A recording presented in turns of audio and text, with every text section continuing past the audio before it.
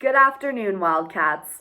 I'm Olivia Bontempo, and you're watching WCAT Weekly News.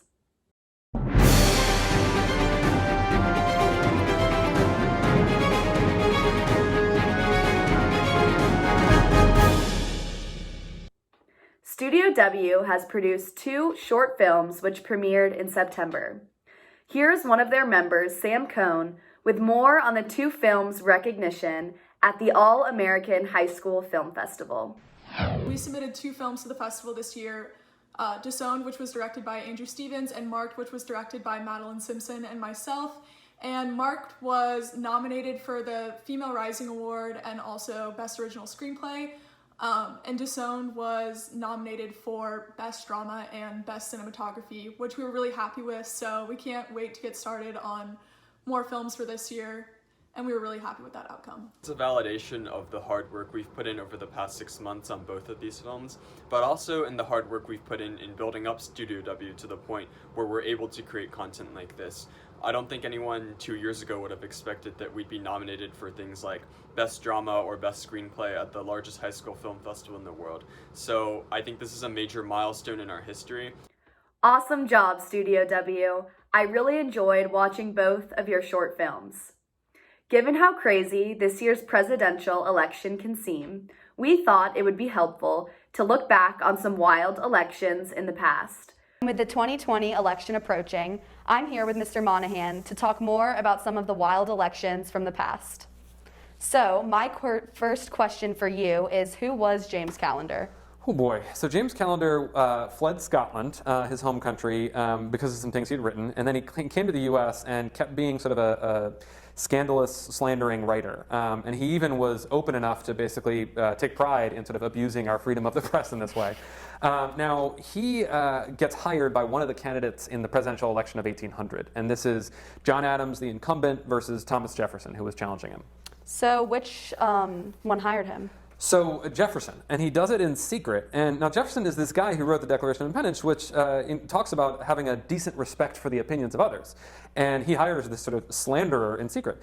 Callender wrote things for Jefferson about Adams, like Americans basically were crazy to consider electing someone without abilities and without virtues.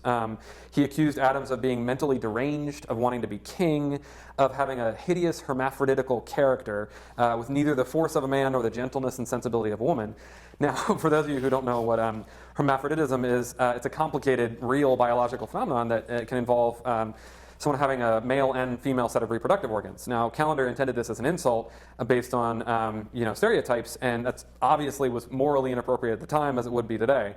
Callender claims Adams wants to start a war, and when he was pressed to prove any of these things, basically Callender said, I don't have to, that these rumors exist, some rumors that he just made up, that was enough, that empowered him to talk about them like this. Wow, what was Jefferson's reaction to all of this? Well, since Jefferson hired him in secret and wanted it to stay that way, he was thrilled. He said, your writing will produce the best effects. So he loved it. Did anything else wild happen during this election? Yeah, I mean, beyond Callender, other people claimed things about Jefferson that seemed just as weird. One person claimed that Jefferson had died. Another person basically said that shall we continue in allegiance to God and a religious president, or impiously declare for Jefferson and no God? I'm sorry, what? So yeah, Jefferson was basically a deist, which is a type of religious belief that was not strict enough for some Americans. And so they sort of wildly were distorting that to claim that he believed in no God at all. What ended up happening with this? So Jefferson won. And what's particularly interesting is that after the election, the sun rose in the morning and Americans continued to fight over politics. And they also continued to live their lives. So some members of Jefferson's party would later become among the most devoutly religious people in America.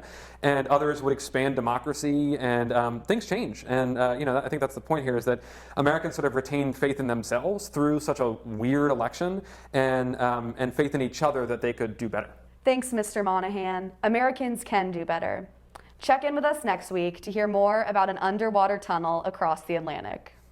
We hope these stories will reassure you that we, the American people, found a way to move forward from crazy moments in politics before. Make sure to stay tuned. because two members of Westminster's debate team will be modeling productive political dialogue. But for now, here's a quick preview of their conversation. Prioritizing race creates trade-offs for those policymakers that have real implications for people. But I'd love to hear what Holland has to say about this. Well, I definitely agree that it is possible to both be conservative and kind of support racial justice, and that it's easy to recognize the issue of kind of large-scale and systemic racism no matter where on the aisle you fall. I would just disagree that it is kind of not the role of the government. I think that a lot of what we've been seeing this summer is a wave of kind of unrest and protests on a scale that is kind of unprecedented for a lot of us as young people. We hope everyone can continue to have respectful conversations leading up to the election.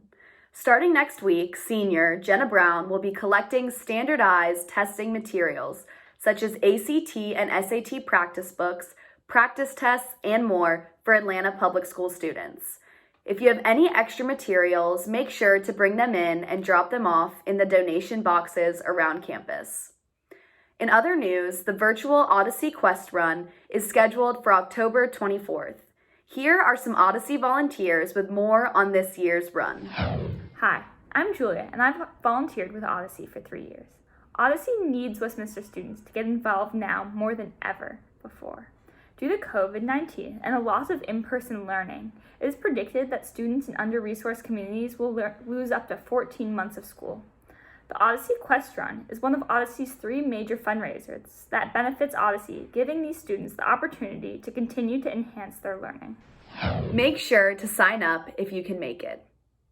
From October 21st to 24th, check out the online video performance of Broadway Comes to Westminster, performed by the Westminster Players.